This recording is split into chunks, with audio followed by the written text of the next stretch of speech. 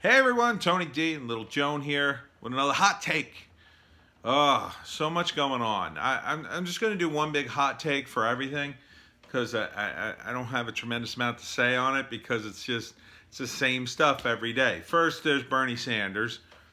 Bernie's going to lose. I don't know how many times I keep saying it to you, Bernie bros. I mean, you go on national television and say, well, Cuba. Cuba is not so bad. Cuba was bad, okay? Just because Fidel Castro taught his people how to read doesn't make him a great guy when he was shooting people and starving people and robbing them of their money and their that was not a regime that was good to people. Uh, you could say that they maybe tried to be on some level, but at the end of the day, there were the haves and have-nots, and that's not supposed to happen under communism. Fidel had all the doctors and money he could possibly ever want and everything he needed, while other people went hungry, starved for medical care and other things. Oh, but they knew how to read. Fat, a lot of good that does you. Does it really matter if you can read if you starve to death? Does it really matter if you can read if you don't have a job or a place to live or you're stuck in Cuba? And if Cuba's so great and free healthcare so great and the literacy so great, why does everybody keep trying to leave? Anyhow, you can't argue with most of the Bernie bros who are left. Most of them are pretty fanatical. Um, they don't. They're just not very smart. They want free stuff. It's the bottom line. They just want free stuff. They want free college. They want free health care. They don't want to work for it. They think that rich people will pay their way. They think the most powerful people in the world can be brought down by a few votes. They can't. They never could be. Rich people control things. They always have.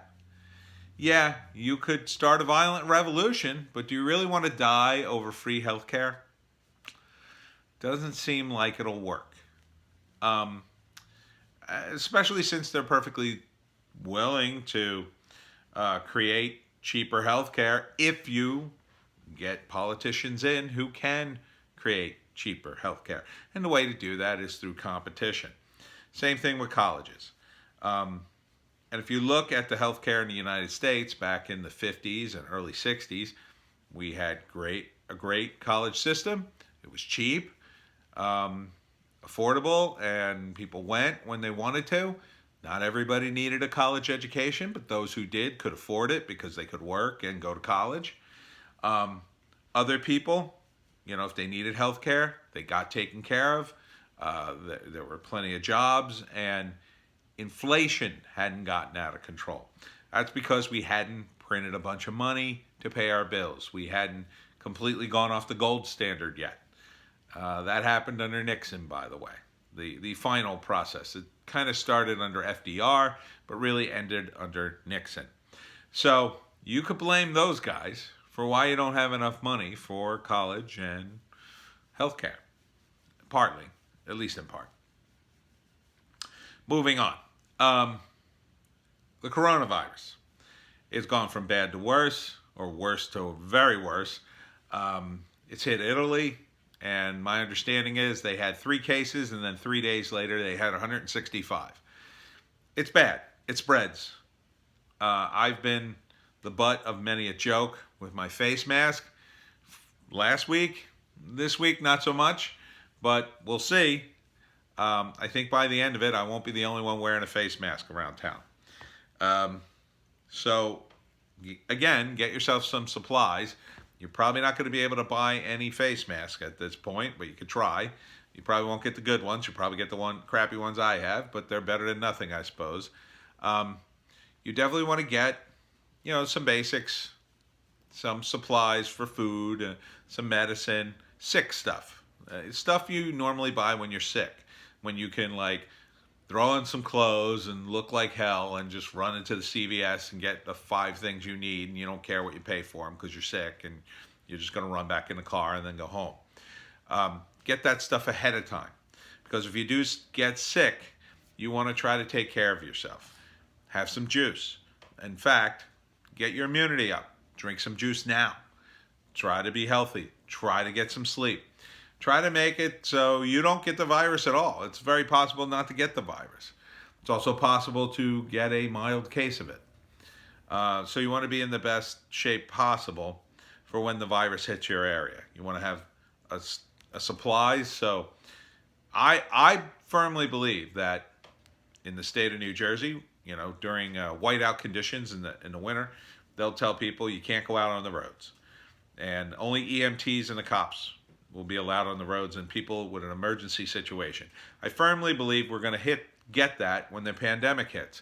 In an attempt to quarantine everybody, they'll say, it's now an emergency situation. Everybody stay in their homes for the next couple of weeks, and unless you have an emergency. And the cops, the few cops will be out there will be out. The ones that aren't sick yet, and same thing with the EMTs. And they'll just try to keep the roads clear. They'll tell everybody to stay home, and most people will probably stay home. But as we build up to that, the idiots will run on everything. They'll buy up the gas, they'll buy up all the food, they'll buy up everything. Because they'll be freaking out and they'll buy way too much, way more than they need. Now, the supply chains are going to run out. It's as simple as that. It's already started to happen. The factories in China have shut down. The container people, the people that ship stuff, they're skipping the Chinese port altogether, or they are weeks late in their deliveries. So it's going to begin. Yes, doggy, it's going to begin. And so we're going to get late stuff. We're going to run out of stuff. Stores are going to run out of stuff. Prices are going to go up in certain things. Some stuff, eventually you just won't be able to get it. Simple as that. So stock up and stay put. Stop going out to eat. Limit your exposure. Try not to go to any public places. I know. I just went to Swedesboro for the con.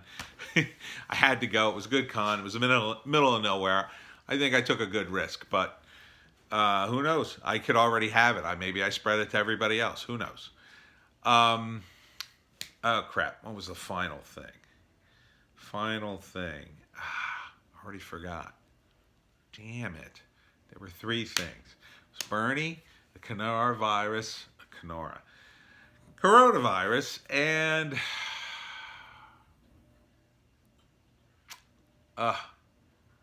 damn it.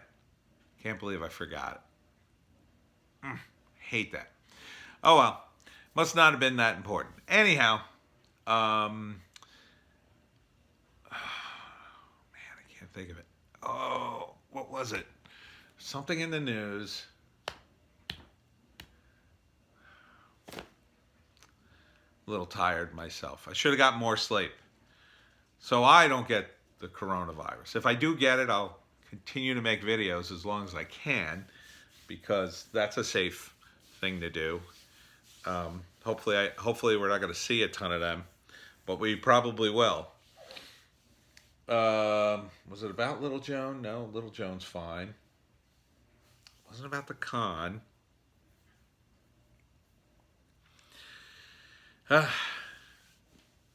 Well, I did really well, by the way, with the Pineys, which I'm happy to say. At the Swedesboro Con, I sold I think I sold over 10 books. That was pretty good. I mean, especially since those books are $8 a piece. It's a good price point. So I did well. I was pretty happy with the Swedesboro. Well, it was Nerdfest. Yeah, I'm stalling because I'm hoping I think of that last thing that I was forgetting. I was going to try to do a Piney podcast, but I checked the news, and there's really no Piney podcast news. The only thing going on is there is an event called Lines of the Pines at Stockton College. It's all about the Pine Barrens, which I had never knew about. It's the 15th annual one. So I'm going to try to go to that. I just called the people but it's not definite. I'll announce it when it is. Hopefully the virus won't ruin everything for the next couple of weeks.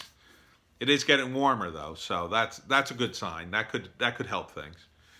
I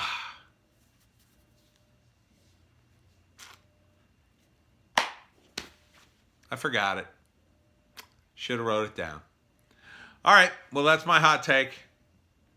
This is Forgetful Tony. See you at the next video.